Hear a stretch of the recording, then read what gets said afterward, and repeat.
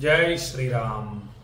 नानारत्न विचित्र भूषणकरी हेमांबराडंबरी मुक्ताहार विडंबमान विलसद्वक्षोज कुंभांतरी काश्मीरा गरुवासितांगरुचिरा काशीपुराधीश्वरी भिक्षां देहि कृपावलंबनकरी मातान्नपूर्णेश्वरी। పిపీలికాది బ్రహ్మ పర్యంతం అందరి ఆకలి తీరుస్తున్నటువంటి అన్నపూర్ణ అమ్మవారు వెలిసినటువంటి మహాపుణ్యక్షేత్రమైన కాశీ నుండి భక్తుల్ని ఆశీర్వదిస్తూ శ్రావణ మాస దీక్ష కాలభైరవ స్వామివారి అనుగ్రహంతో నిర్విఘ్నంగా కొనసాగుతోంది। కాశీ విశ్వనాథ జ్యోతిర్లింగానికి రుద్రాభిషేకం బిల్వార్చన అత్యంత భక్తి శ్రద్ధలతో త్రికరణ శుద్ధిగా చేయడం జరిగింది। స్వామివారి యొక్క మహిమను తెలుసుకుంటూ అత్యంత భక్తి శ్రద్ధలతో జాగరూకతతో చేయటం జరుగుతోంది। కాశీ ఖండంలోని అనేక విషయాలు తెలుసుకుంటూ ఉండడం చేత కాశీ మీద కాశీ విశ్వనాథుడి మీద ఇంకా భక్తి జ్ఞాన వైరాగ్యాలు పెరుగుతున్నాయి మనందరికీ కూడా। జ్ఞాన సంపద అన్నిటిలోకి చాలా గొప్పది। అందుకే మనకి అన్నపూర్ణ అష్టకంలో కూడా మన గురుగారు తెలియజేసింది, అన్నపూర్ణ అమ్మవారి దగ్గరికి వెళ్ళి మనం ఆ అష్టకం పారాయణ చేస్తాము। అందులో మనం అమ్మవారిని కోడేది ఏమిటి? జ్ఞాన వైరాగ్య సిద్ధి అర్థం భిక్షాం దేహి చ పార్వతి। అమ్మా నాకు జ్ఞాన వైరాగ్యాల్ని అనుగ్రహించు తల్లి, అవి అన్నిటికన్నా గొప్ప కోరిక అన్నమాట। అటువంటి కోరికని మనం అన్నపూర్ణాదేవిని కోరుతూ ఉంటాం ప్రతిరోజు కూడా। నిన్న మనం బ్రహ్మలోక ప్రాప్తి ఎలా కలుగుతుంది అని బ్రహ్మదేవుడు తెలియజేసినటువంటి విషయాన్ని మనం తెలుసుకున్నాము। స్కాంద పురాణం అంటే సుబ్రహ్మణ్యేశ్వర స్వామి వారు తెలియజేసినటువంటి పురాణం ఇది కాశీఖండం। అటువంటి స్కాంద పురాణంలో మనకు కాశీఖండంలోని అనేక అద్భుతమైన విషయాల్ని తెలుసుకుంటూ మన మనస్సుని కాశీ విశ్వనాథుడి మీద లగ్నం చేస్తున్నాము। మణికర్ణికా ఘాట్లో స్నానం చేసి బ్రాహ్మణులను సంతృప్తిపరచాలి। సంతృప్తిపరిచే విధంగా ఎవరైతే దాన ధర్మాలు చేస్తారో వారు ఇహలోకంలో అంటే 100 సంవత్సరాలు కూడా ఆయురారోగ్య అష్టైశ్వర్యాలతో సుఖంగా వర్ధిల్లి శరీరాన్ని వదిలిపెట్టిన తరువాత నా లోకంలోకి వచ్చి ఉంటారు। కల్పాంతం వరకు, యుగాంతం కూడా కాదు, కల్పాంతం వరకు కూడా నా లోకంలో ఉంటారు।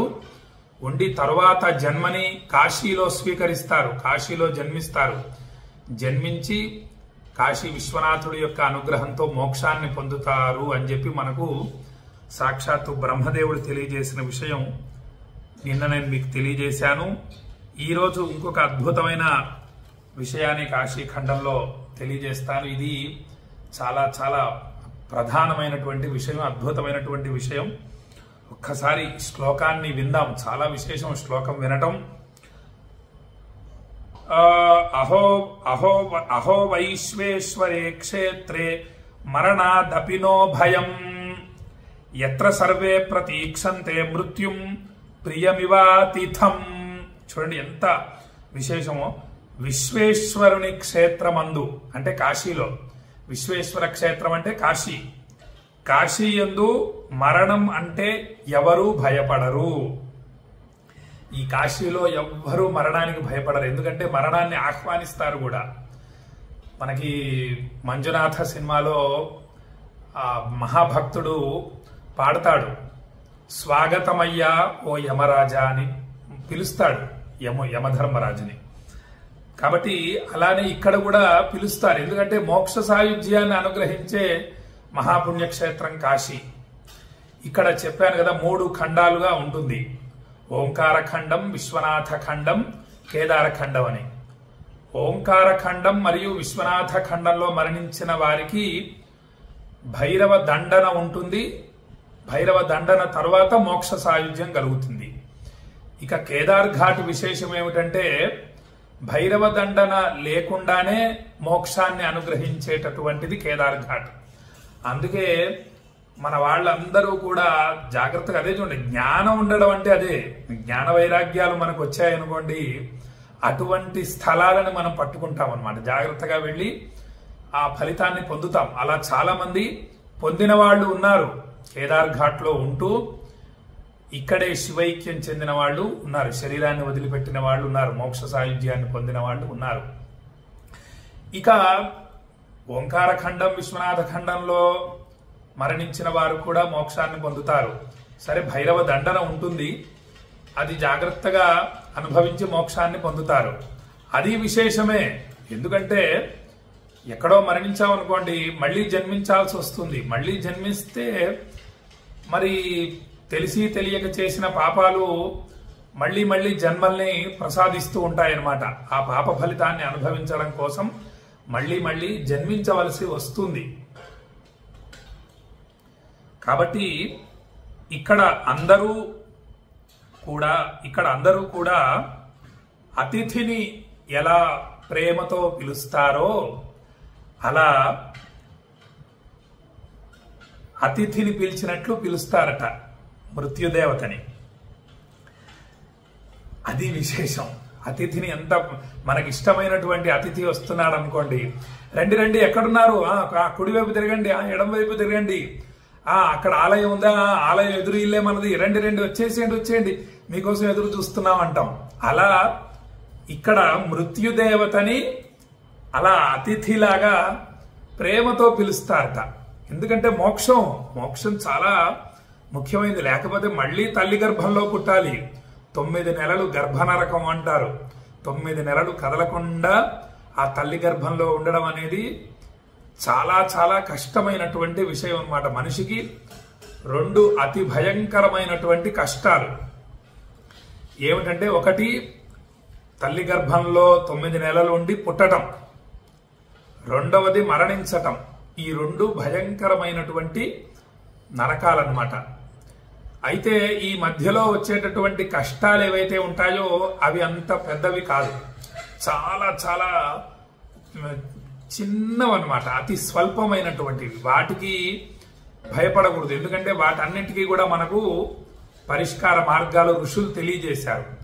శరీరంలో అనారోగ్యంతో బాధపడుతున్నాం అనుకోండి, చక్కగా ఆదిత్య హృదయం పారాయణ చేయటమే. ఇక ఐశ్వర్యం లేక ఇబ్బంది పడుతున్నాం అనుకోండి, దానికి పరిష్కార మార్గం మనకు ఆదిశంకరులు అందించారు. కనకధార స్తోత్రం. త్రిసంధ్యం యః పఠేన్ నిత్యం సకుబేర సమో భవేత్.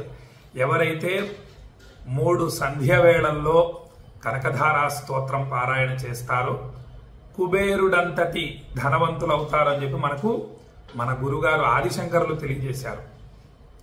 కాబట్టి ఇక ఏదన్నా ఆపద వస్తుందేమో అని భయం వేస్తూ ఉంటే మనం మృత్యుంజయ స్తోత్రం పారాయణ చేసుకోవచ్చు.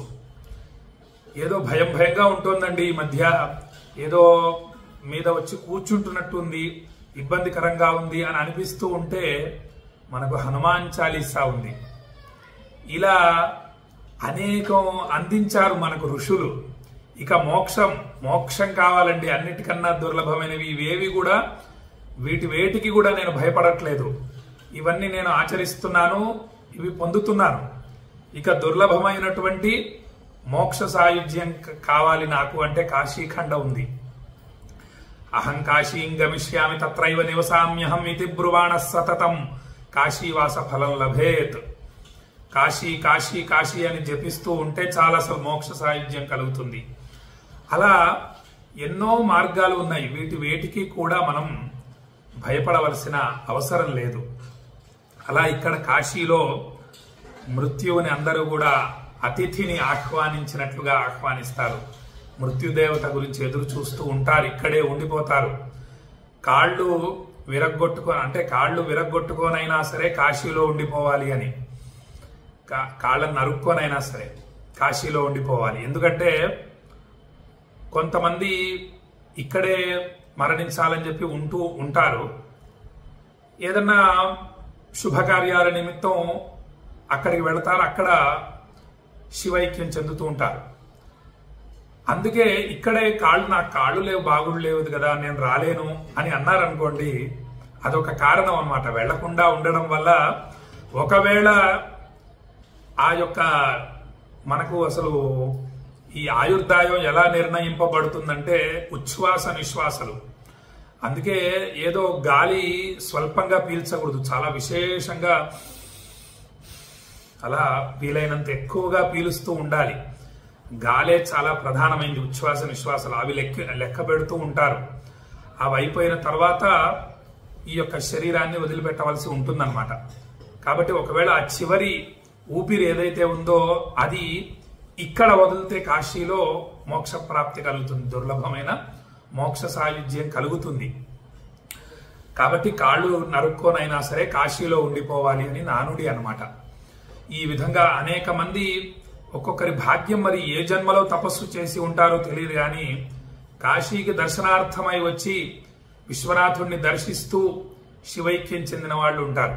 శరీరాన్ని కాశీలో వదిలిపెట్టిన వాళ్ళు ఉంటారు కొంతమంది ఒక దీక్షగా పట్టుదలతో ఇక్కడే నేను కేదార్ ఘాట్లోనే మరణించాలి అని చెప్పి ఇక్కడే ఇల్లు కొనుక్కొని లేదా అద్దెలకుంటూ అనేక ఇబ్బందులు ఆనందంగా భరిస్తూ భక్తితో విశ్వనాథుణ్ణి ధ్యానిస్తూ సేవిస్తూ అనుగ్రహించు తండ్రి, స్వాగతమయ్యా ఓ యమరాజా అని చెప్పి ప్రార్థిస్తూ స్వామివారికి నమస్కరిస్తూ శివైక్యాన్ని చెందే వాళ్ళు ఉన్నారు, శరీరాన్ని వదిలిపెట్టిన వాళ్ళు ఉన్నారు చాలా మంది.